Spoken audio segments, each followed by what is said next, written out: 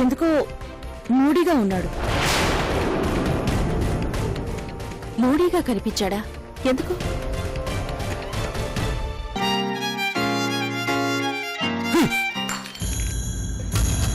మొదటి రాత్రి రోజు ఏ భార్య ఏ భర్తకి చెప్పకూడని మాటలు చెప్పాను. ఏ భర్త తట్టుకోలేని నిజాన్ని చెప్పాను. పెళ్ళనేది ఎంత పవిత్రమైన బంధమో మీరు నాతో చెప్పారు. ఆ పవిత్ర బంధానికి పనికిరాని దాన్ని నేను. అందుకే అన్ని విధాల అర్హత కలిగిన అమ్మాయి మీ జీవితంలోకి రావాలని కోరుకుంటున్నాను. అందుకు నా నుంచి ఎలాంటి సహాయం కావాలన్నా నేను చేస్తాను. అది నా అదృష్టంగా భావిస్తాను. మీరు సంతోషంగా ఉండాలి. మీరు కన్న కలలన్నీ మరో అమ్మాయితో నిజం కావాలి. అందుకు మీరు ఎలాంటి నిర్ణయం తీసుకున్నా తల వంచి చేయడానికి సిద్ధంగా ఉన్నాను. మీ మనసుని బాధ పెడుతున్నందుకు క్షమించమని మరోసారి కోరుకుంటున్నాను.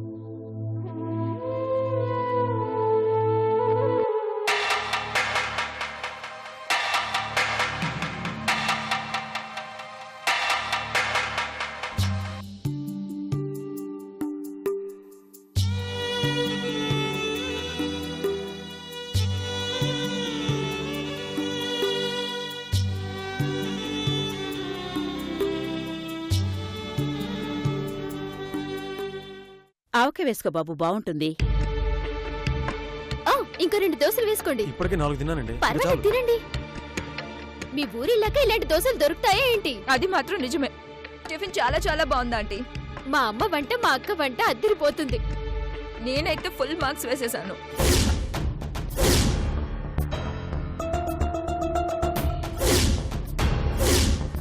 అవును, మీరు వెతుకుతున్న అమ్మాయి డీటెయిల్స్ తెలుసాయా?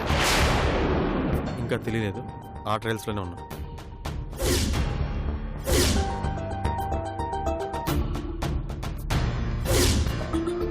ఆ అమ్మాయి దొరకాలంటే తనకు ఫ్రెండ్ ఉంది.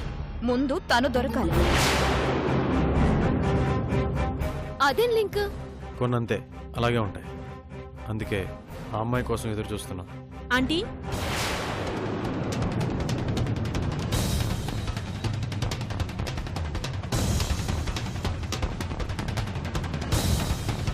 రామ్మా, మంచి టైంకి వచ్చావు. టిఫిన్ చేద్దుగాని రా.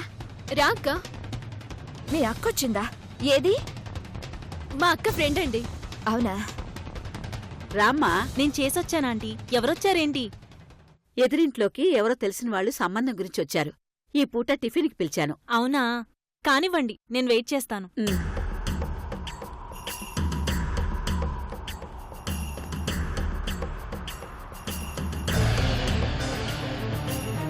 ఇక్కడ నేను చూసుకుంటాను గానీ నువ్వు వెళ్ళి అక్కతో మాట్లాడు.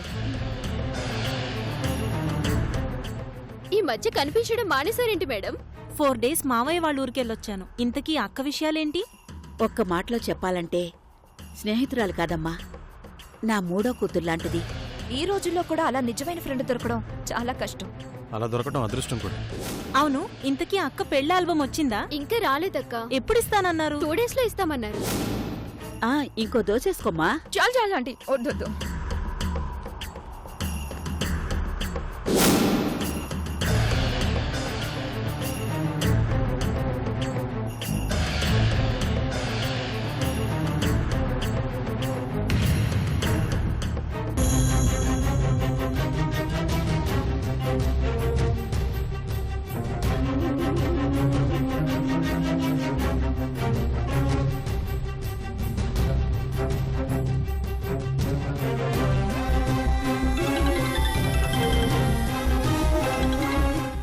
చెప్పమ్మా. సరే, అలాగే తీసుకొస్తాను. అపర్ణ, నేను అర్జెంటుగా బయలుదేరాలి. మళ్ళీ వస్తాను. సరే అక్క. కాఫీ తీసుకోండి. అమ్మా, అక్క వెళ్తానంటోంది.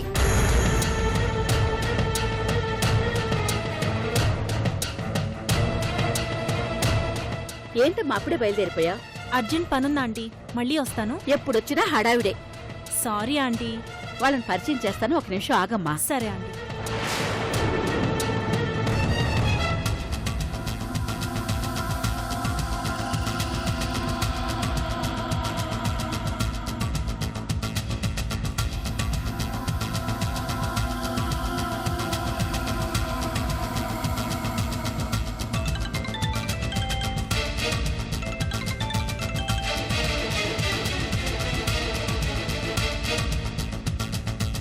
ఆంటీ, అమ్మ ఫోను.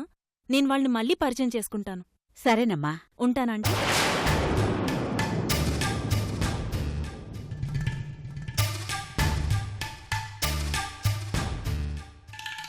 అప్పుడే వెళ్ళిపోతుందేంటాంటీ?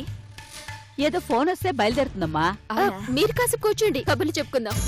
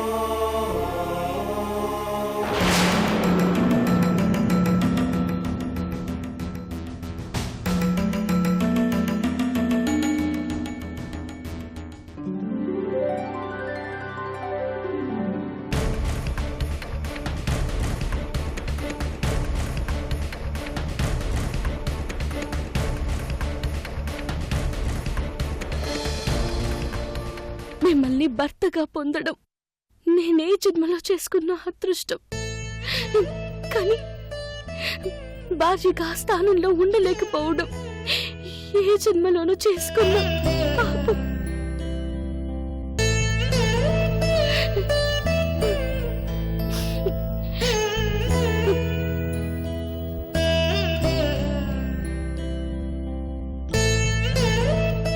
మీకు చెప్పకుండా అడుగు బయట పెడుతున్నాను, నన్ను క్షమించండి.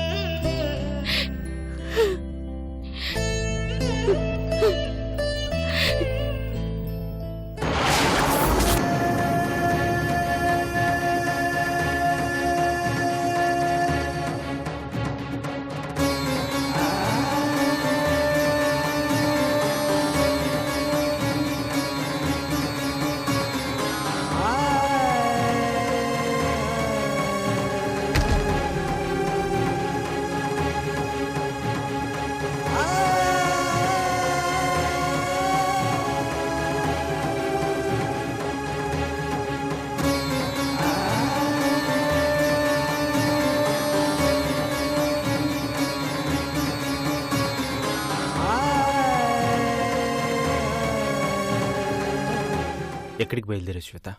ఎక్కడికైనా మీ కంటికి కనిపించినంత దూరం. ఎందుకు? మీ కళ్ళ ముందుండి మిమ్మల్ని బాధ పెట్టడం నాకిష్టం లేదు. నా మొహం చూడలేక, నాతో మాట్లాడలేక ప్రతి క్షణం మీరు పడుతున్న ఇబ్బందిని గమనించాను. అందుకే వెళ్ళిపోతున్నాను. శ్వేత ఎందుకు వెళ్ళిపోయిందని ఇంట్లో వాళ్ళు మిమ్మల్ని ప్రశ్నించకుండా నేనే ఏదో ఒకటి చెప్పి వెళ్ళిపోతాను. నేను వెళ్ళిపోయాక మీకు తప్పకుండా ప్రశాంతత దొరుకుతుంది. వీలైతే క్షమించండి. మీ పాదాల్ని తాకే అదృష్టాన్ని ప్రసాదించండి.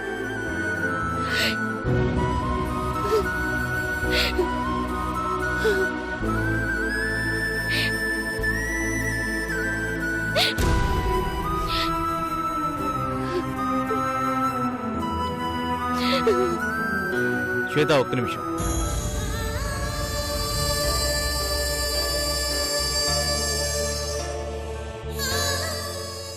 తొందరపాటు నిర్ణయం తీసుకుంటున్నాను.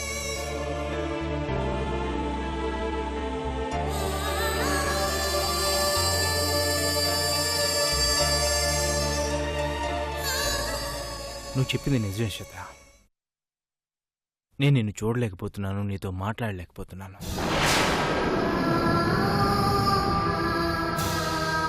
నిజం చెప్పాలి అంటే ఒక్కో క్షణంలో నీ ఉనికినే భరించలేకపోతున్నాను. ఎందుకంటే నువ్వు చెప్పిన నిజం అలాంటిది. ఆ నిజాన్ని జీర్ణించుకోవడానికి నాకు కొంత సమయం పట్టింది. అంతేకాని నువ్వు నా జీవితానికి కరెక్ట్ కాదని కానీ, నువ్వు నన్ను మోసం చేశావని కానీ, నా జీవితంలోకి మరో ఆడదాన్ని ఆహ్వానించాలని కానీ నాకు అనిపించలేదు శ్వేత. ఎవడో నీ శరీరాన్ని గాయపరిచాడని నేను నీ మనసుని గాయపరచలేను. ఒక అభ్యుదయ భావాలు కలిగిన దర్శకుడిగా నా కథలోని స్త్రీ పాత్రలకు ఎంతో విలువ, గొప్పతనం ఉంటాయి. నా కథల్లోని భార్య పాత్రలకే అంత గౌరవం ఇచ్చిన నేను నా భార్యకి గౌరవం ఇవ్వకుండా ఉంటానా? మీ కథలో పాత్రకి మలిన మంట లేదు. మీ కథలోని స్త్రీ పవిత్రతని కోల్పోలేదు. మీ కథలోని భార్యకి ఏ పాపం తెలీదు. కానీ మీ జీవితంలోకి వచ్చిన భార్యకి పాపం అంటుంది, పవిత్రతని కోల్పోయింది, మలినమైపోయింది, శీలాన్ని కోల్పోయింది.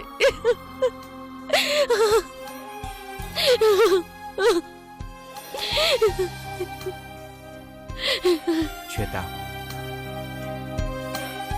శీలం అనేది మనసుకు సంబంధించింది, శరీరానికి సంబంధించింది కాదు.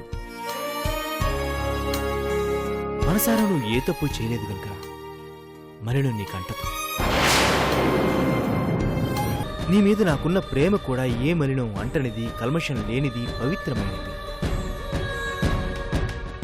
నీ మీద నాకున్న ప్రేమ ఎప్పటికీ పోదు శ్వేత. ప్రేమనేది ఒక్కసారే జన్మిస్తుంది, ఒక్కసారే మరణిస్తుంది. నీ మీద నాకెంత ప్రేముందో నా మీద నీకు అంతే ప్రేముంది. నీ గురించి నేనెన్ని కలలు కన్నానో నా గురించి నువ్వు అన్నే కలలు కన్నావు. అవన్నీ ఒక్క చేదు సంఘటనతో దూరం అయిపోకూడదు శ్వేత.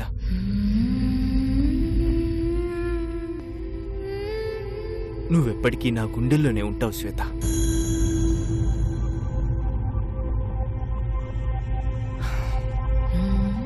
నీ నిజాయితీ అగ్ని కంటే పవిత్రమైనది. అందుకే నేను నా భార్యగా మనస్ఫూర్తిగా అంగీకరిస్తున్నాను. నీ మెడలో నేను కట్టింది తాడు కాదు, తాళి అని గుర్తుపెట్టుకో. నువ్వు నా జీవితాంతం నాకు తోడుగా ఉండాలి శ్వేత. లేకపోతే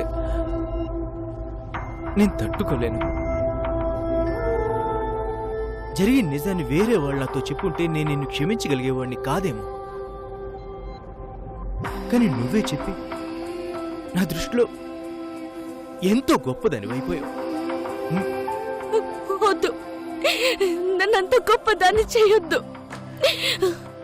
మీలాంటి మంచి మనుషుల మధ్య బతికే అర్హత నాకు లేదు. దయచేసి నన్ను వెళ్ళనివ్వండి. నిజాన్ని నిజాయితీగా చెప్పిన నీకంటే మంచివాళ్ళు గొప్పవాళ్ళు ఇక్కడెవరూ లేరు శ్వేత. ఇక ఆ సంగతి మర్చిపో.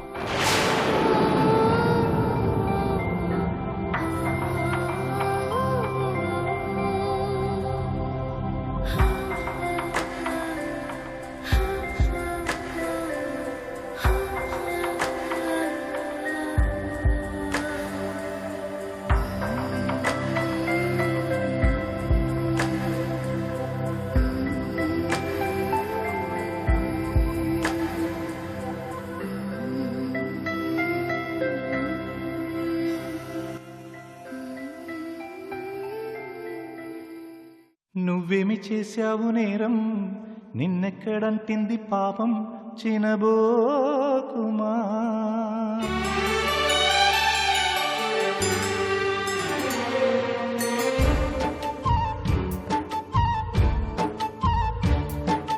నువ్వేమి చేశావు నేరం, నిన్నెక్కడంటింది పాపం, చినబోకుమా.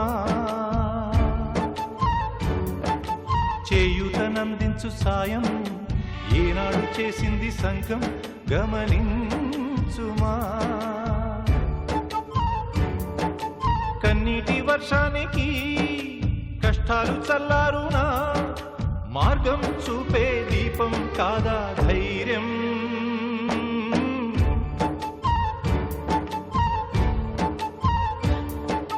నువ్వేమి చేశావు నేరం, నిన్నెక్కడంటింది పాపం, చినబోకుమా. సాక్షాత్తు సీతారాముల కళ్యాణమే జరిగిందని ఇంట్లో వాళ్ళందరూ సంతోషంగా ఉన్నారు. ఆ సంతోషాన్ని వాళ్ళ నుంచి ఎప్పుడూ దూరం చేయొద్దు. జరిగినది ఎవ్వరికీ తెలియాల్సిన అవసరం లేదు శ్వేత. ఈ విషయం తెలిస్తే నాన్నగారు మనకి దక్కరు. అందుకే ఈ విషయాన్ని ఇంకెవ్వరికీ చెప్పనని, ఇంకెప్పుడు ఈ ఇంటి నుంచి బయటకు వెళ్లే ప్రయత్నం చేయనని నాకు మాట ఇవ్వు.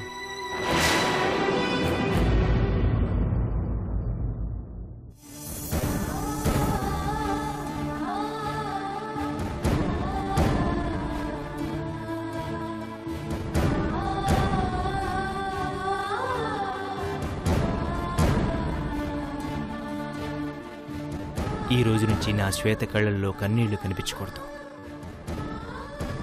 మనం ఆనందంగా ఉండాలి అంటే నువ్వు ప్రశాంతంగా ఉండాలి శ్వేత. నీకెలాంటి ఆపదొచ్చినా నేనున్నాను, భయపడకు.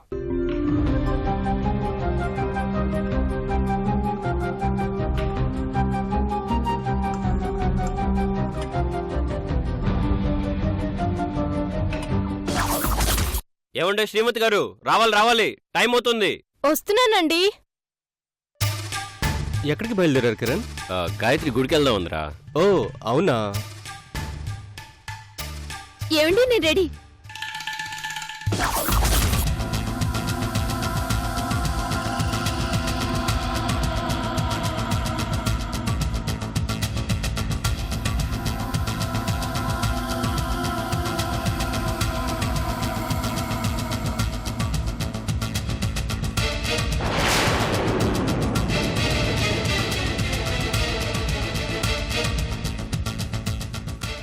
రే కిరణ్, సాక్షాత్తు ఆ దేవతనే మన ఇంట్లో పెట్టుకుని గుడికెందుకురా వెళ్ళడం? నా మనసులో మాట చెప్పేశావురా. ఏమండి, మనం బయలుదేరదామా? పద. రే వంశీ, నువ్వు కూడా వస్తావా? వస్తాను కిరణ్. ఏమండి, మనం చేయించుకునే పూజ కేవలం భార్యాభర్తలకు సంబంధించింది మాత్రమే. పూజ మీరు చేయించుకోండి, నేను నా దేవతని ఆరాధించుకుంటూ ఉంటాను. అదే గర్భగుడిలో దేవతని. ఏమండి, మనిద్దరమే వెళ్ళాలి, పదండి. సరే రే, నెక్స్ట్ టైం ముగ్గురం ప్లాన్ చేద్దాం రా. ఓకే సరేరా.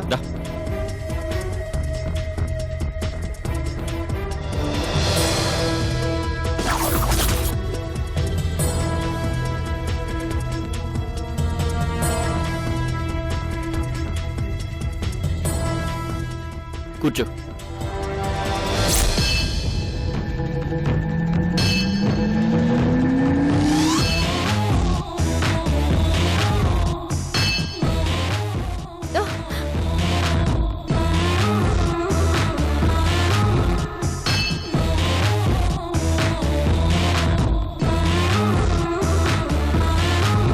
ఇప్పుడు ఓకేనా?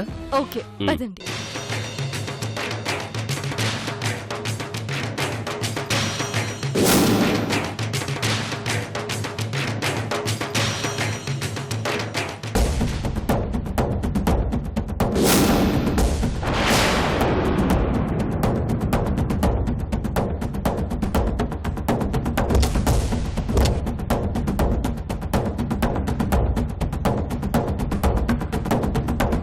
తమ్మా ఏమైంది? అటు చూడక్క.